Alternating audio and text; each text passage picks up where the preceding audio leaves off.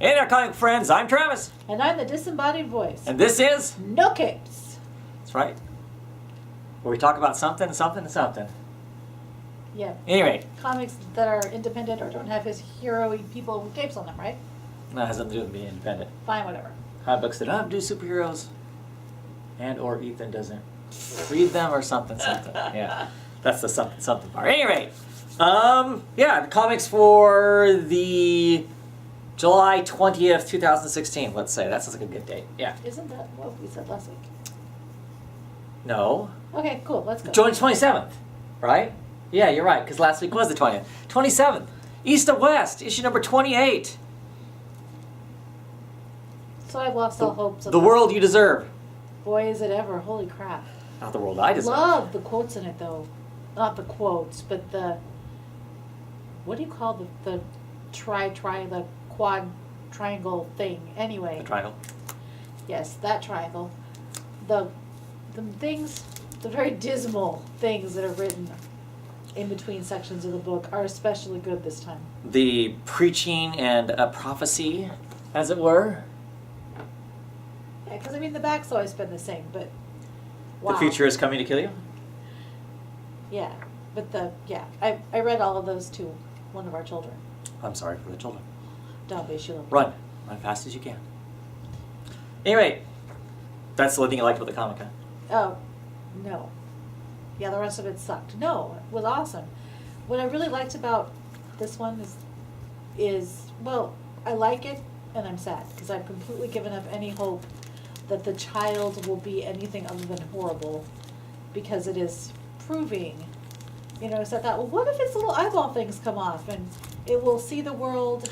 You're talking about Babylon, right? Yeah. The child of death. Right. And a human. It'll see the world as it is versus as Balloon is showing it. But it really wants to condition a whole bunch of other children to be just as dismal and awful as his conditioning is. And that makes me sad. Well, Balloon's been totally corrupted. I mean, Balloon had an agenda anyway, but now Balloon is totally corrupted. By the prophet, right? Is it called the prophet? What's it called? I don't remember. The thing that cuts its arm off because its arm is running around with. Right. It's not the word because that's something else. But anyway, I love this and I love Death. Death is one of my favorite people. So I'm looking forward to seeing what's next. Death. I do. Yeah, I'm so metal. Yep. Everyone who knows me would say so. But anyway, yeah. Babylon, his journey, Death's journey, those are probably my favorite parts of the comic anyway. So I liked this one. That's all I've got. Yeah, we also get a little piece of, besides, basically you see more of Babylon getting led by the nose to the slaughter, basically, or the slaughter of everything else. We also get a little bit of his mother, who's preparing for war. Right. She's the head of the House of Mao, and the prophet has this massive army that's growing and growing in size that are a bunch of zealots. They're just swarming to kill everything, basically, and they're swarming into the First Nation. So I'll be curious to see if the House of Mao, who is supposedly allied with the First Nation, if they actually step up and help fight. Because the First Nation has superior technology to everybody else, but they're very few and far between. There's hundreds of them. Right. Versus thousands of everybody else. So, another interesting aspect of it. That is true. Yeah. But there's this implication that if Death finds Babylon first, that it may not all come to fruition. And the other thing that's great about this issue is we get an introduction to a gang of mercenaries who all clearly, of course, probably take some sort of psychological disabilities to be this level of mercenary. Anyway, hunting a child, Yeah. but they're all bugwomped. I mean, they're horrible people. Well, they're all wrecked in one way or another. I mean, one of them, talks about himself in the third person and rhymes himself about how great he is. It was Etrigan-esque. Yeah, but not as much rhyming. as with the eyeball. is, for instance. Oh, sorry, in it's this. the eyeball that's at your Yeah. desk. I mean, he just kind of talks That about himself was- in the third person, and Right. braggart in the third person. Yeah. Then there's the robot who clearly has a human personality in there. Oh, I feel so sorry for And the he robot. has these brief moments of remembering his humanity and his human life, having children, all that kind of stuff. Yeah, And and questioning what they're doing. then he kind of and then- screeches and then falls into cold-blooded android killer. Let's hunt him at night because we can follow the Yes. fires to kill the child. Blah blah blah. Kind of thing. Speaking of eyeball on a stick. Yeah. Yeah, that's all. That's all I had about the Yeah. eyeball. Besides the fact that yes, it is Etrigan in disguise. I swear. Yeah, a great comic. I mean, and really is just pretty rich every time you read it. I mean, there's a lot of stuff going on, but it never feels overwhelming. And it never feels like so much time passes before we saw people that the next time we see them, I'm like going, And who is this again? well, I don't. It's never a problem remembering who people are, but really, what were they up to? What was their, everybody has a brand in the fire. What was theirs? What was their Right. What was their little thing? So that's good. That's a good mix of stuff and whatnot. And there's a certain amount of humor in it too. I mean, it's dark and depressing, but there's a certain level of black comedy to it too. Well, Because yes. parts of it are funny, despite the fact that the world's coming to I an end, know. basically. You're reading this So. dismal thing, and then you start laughing in the middle of it. Right. So, yeah, really cool stuff. As always, 28 issues. Amazing. It's got 28 issues. I feel like it's gone lots of places, but it still feels like there's lots to go, and I really have zero idea what the actual outcome might be. Oh, no kidding. Great comic. Next up is the Suiciders, Kings of Hele, issue number 5. And probably, I don't know, top cover of the week Yeah, for me. definitely one of the most fun I covers. don't know how well that picks up, but in utero, baby with knife covered in tattoos. You get your old 13s and the Kings of Hele across the You forehead. say hele, and I say hele. I like saying it the way I want to say it. I didn't say that it was bad. Anyway, but basically we're at the apex of the story. I think I can't remember how many issues this is. It might only be one more issue after this. I'm not 100% sure as far as this miniseries, because it's kind of going in a little miniseries. The Suicider stuff is. The gang has brawled with the Mulholland security forces and corporation. They've pretty much lost, due solely to the help of the ex-suicider who's wants his Right. damn sword back, gets his sword back, and wrecks everybody. Absolutely. Tries to convince the security forces that he's on their side, which he kind of is. They're having none of it. He's not one of them, so they kind of roll him up too. Yep, they arrest him. Right, and so we get that all going on. He ends up busting himself out from being arrested because he just, he thinks it's bullshit that he's being hauled in when he was purely helping everybody else, that he feels like he's one of the good guys. Despite the fact that he murdered someone. But he murdered a ganger. So He murdered a bunch of gangers who were murdering the security people. Yeah, I understand. But And none of these people- security people are like, but you No, killed someone. the security people are actual citizens. Everybody else that's in this side of the wall aren't even considered Ah, okay. citizens per se, so they don't really have rights. So it doesn't really matter. And of course, the other part of the Suicider story in this is the guy who had ratted him out back in the day and wrecked his career, who is a hardcore cannibal. Yes. He's got his stuff going on, which is just nuts. I mean, it's such a crazy part of the story. This whole other piece of story that we're telling that, is loosely attached to this Suicider. I think that's the way Yes. that's the way they can tell the story. The lady who was talking about how she's having trouble losing weight, and he's like, try eating people. Well, he runs into this woman. This woman's walking along, and he runs into her, and she spills all the stuff in his arms, and he's like, this guy's helping her pick it up, and it's a bunch of diet TV dinner kind of things. Yeah, is like what lean cuisine. is what it is. And he's like, oh, trying to lose weight, huh? And she's like, yeah, and it's just so hard. And he's like, oh, just do what I did, just eat people. Yes. Because he was a huge obese man, and then once he started back on the cannibal kick is when he lost his weight and whatnot. So that's a whole crazy ass part of the Yes, story. that part. I don't know how this is going to pan out for our star-crossed lovers in this. him going to turn himself in, I don't see how that's going to end well for him. I mean, even if he has information that he's going to sell for supposedly their protection or whatever, I'm not sure exactly how that's going to work out. I just think he's going to get screwed. I think the corporation, Evil Corp, is just going to roll him. Probably. Yeah. Really, I've been really enjoying this. It's really interesting. Yeah. And another book that's just... I don't like it as much as you do, but I still like it. How do you know how much I like it? I feel as though I don't like it as much as you do. No, I really like it. I think it's cool. I mean, a completely different kind of a story than the last Suiciders. The first one better, but... The first Suiciders? Yeah, but I can see the... I don't want to say beauty, the dark beauty of this story. Yeah, I mean, like I said, I just think it's cool because we're getting another part of, the last miniseries was purely about this one guy and the flashy side of the Suicider game. Right. And where that guy came from. Now we're seeing the other side of LA, the side that's on the other side of the wall, the crappy side. Exactly. So. And it is good to see that. And I like the stuff that the young woman is saying about throughout it. She's been talking about how, for some people this is the new normal, and for her it's always been the normal. Right, because she's basically born into that. Born into a completely screwed up, Right. Post-wall LA. Yeah, post the big one that drops most of LA down and destroys it. So, Rathore, issue number 9. I don't know.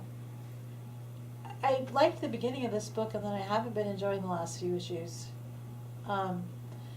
I like what she's doing at the end. Who's she? Redhead on the cover. Okay, our main character. Yes. The way that she's using her magic in a way that she hasn't used it before, from what I know. But, yeah, I don't know. Yeah, she draws things into reality. So she's doing, she draws herself escaped, basically. Yeah. It's kind of what she does. I'm not a fan of this art. I'm not a fan of Hetrick art. I will admit, about halfway through the book, well, once we get to the insane asylum or whatever it is that she's being held and she's breaking out, the art looks cool there.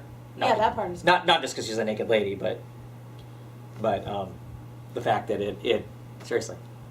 But at any rate, that part of the art looks cool. The main art of it, though, I'm not really that interested in. I am kind of interested in this piece of story just because I mean it's kind of curious, her older sister, who was the first one that could draw things into reality, seemingly, had disappeared or died or whatever. Her old roommate has shown up. The part that throws me off in this whole story is suddenly in this issue, the government's hiding part of the fairy realm that's spilled over because it's spilled over. That's all kind of stuff that we really uninformed kind of a thing. So the fact that the government's into the thing at all of a sudden in issue. Yeah, it just feels like we suddenly we when did that happen? And if this is how we were supposed to know that it happened, it seemed like a very loose way of doing that. I don't know. By the way, we're reporters and this happened. The only reason I get this book, flat out, the only reason I get this book is I get my comics through Discount Comic Book Service. There's a Vertigo bundle. If you buy all the Vertigo books, you get 50% off. This is the one book I don't care for in that bundle. So, I'm still getting them half off. Where I wouldn't get them. I only get 40% off if I didn't pick this one book up. So it's still cheaper to get the bundle with this book. I understand. Otherwise, I wouldn't be reading it at all. Gotcha. I'm told that's supposed to replace Fables. They're hoping to catch the people who like the Fables kind of thing with that. And I get that in the fact that it has to do with fairies and kind of the nether realm and things that don't really exist or exist. But I feel like I'm having a debate with Dan Quayle. I read Fables, some of it. I enjoyed Fables. Oh, they're not saying this is Fables. They're not saying this is Fables. They're just saying that this is... no thank you. It's the Coke 2 of Fables replacement. Lobster Johnson. Metal Monsters of Midtown. Issue number 3. That was kind of a fun one. Yeah. Yeah. Not the big robots. Yeah. Not your favorite. No. It was okay. But it was. I mean, there's been lots of others that I've liked a lot better. Well, yeah, the thing I liked most about this whole chunk was the very end of this issue when you get that small little guy that wears the white suit that goes, oh, she hasn't seen trouble yet, kind of thing about the reporter. Because he's like the handler of the Black Flame and whatnot, and that's bad news. Yeah, he's So from a long storytelling standpoint, if you gather up all of these together, I like that part of it. The Mind Ball Monsters were kind of interesting. It was somewhat interesting, but it didn't have enough. It didn't have enough of the here's this little slice of a cult attached to it, really, to keep it as intriguing as a lot of the other stuff it does for me, kind of thing. Yeah, this felt more like a chunk out of a like an old-fashioned movie serial, like Buck Rogers or those kinds of things. Uh-huh. Only this is an installment in Lobster Johnson, like a radio drama because it's of that era. But that's kind of all of these kind of artists I agree. Yes. Like I said, for me. But this one was more shallow, like those are. Yeah. Okay. Yeah. Yeah. Another Mignola book. I have no idea what happens down the road. I know there's at least one more. Because I remember them acting like there was at least one more, but I don't know. Don't know what's going on with those. Finally, this time around, because it's going to be short. American Monster issue number 4 finally comes out. Yes, and it's been a long time. Yeah, 2 or 3 months. And I feel terrible because I read that. It was like the last thing I read. And This? Yeah, and it's not that I haven't been interested in that series, but quite frankly, I can't remember what happened in this one. Oh, really? Oh, no, this is a good book. This is a good book. The only thing that penders on this thing is the fact is it comes out so inconsistently. So in this issue, there's a lot of really intriguing stuff happens. We get this what might be a flashback scene to our main character who is a completely barbecued, completely burnt, scar tissued over Afghanistan veteran. Might be not 100% sure. It might be a flashback to him as a reverend, kind of crazy gun-toting Second Amendment, whoa, gung ho for the Second Amendment.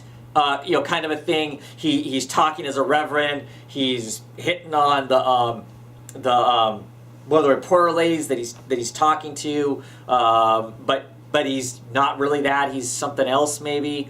You think that was him? I kind of thought it was because they're both this big hulking things. Huh? I'm gonna have to reread that. See, now other people have thought that it wasn't necessarily that. We weren't sure. Yeah, I feel like I just need to reread it. I think that I was at the tail end of my comic reading and I was probably sleepy. Don't sleep and read comics. And also in this, we get more. We find out more about the group of kids that's there. One of the kids in particular, these are like high school age kids. Yeah. Who seems to have a thing for the pretty girl. In the group, there's one girl that's the pretty girl, and she's the I remember that and she is the daughter of the big criminal in the town that's since passed, we find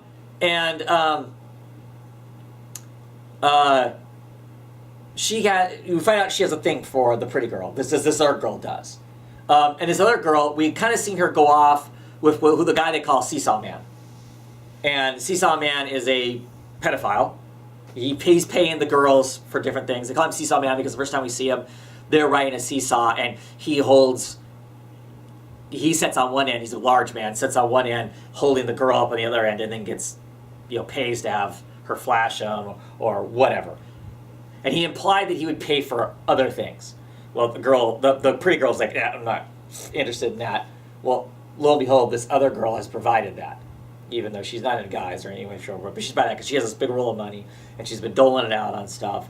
And the friends come over to her house, they have kind of a party and whatnot, and she kind of gets abused in the sense that she loves this pretty girl. They're all over at her house. She gets kind of stoned, falls asleep for a while, wakes up, and the pretty girl that she really likes is in her bedroom having sex with a guy. So it hurts her because she has a thing. And they yell at her to leave. Right, because she's there kind of shocked and whatnot. And it's kind of implied. I mean, she's put her hands on pretty girl a couple times, on her leg and that sort of thing. So we know there's something there, or she wants there to be something there. So she runs off to be consoled by Seesaw Man. And I really think she's not going there just for some more money. She's going there to be consoled in some way or another, which just goes to show just how damaged that whole thing Yeah, that's is. true. And God knows what. I mean, that's just this kind of creepy side thing. It's not even really the main part of the story. It's just this kind of really creepy side thing. But I just really like the book. And there's one part in here where our main character is talking to this guy who clearly is a bomb maker of sorts, and the bomb maker has some real misgivings about the fact that, he used to do that in Iraq.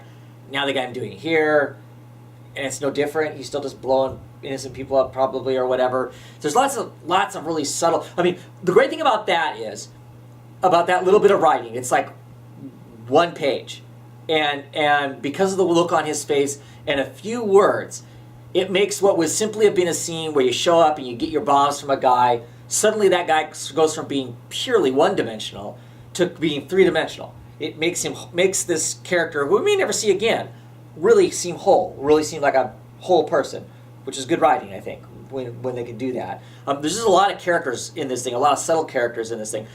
The dead dog outline continues to be a character. Oh, I know. It continues to be a That's true. character People because pass it all the time. right, it's set alongside the highway. There's this painted outline of this dead dog. It looks like a terrier or something, and you walk up and everybody pauses on that. I mean, so it has a character of its own.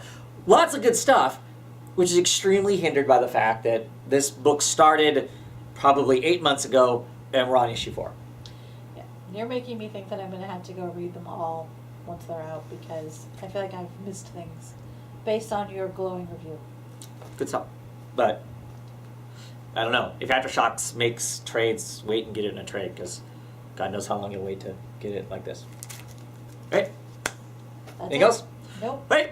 Short one. Bye. Bye.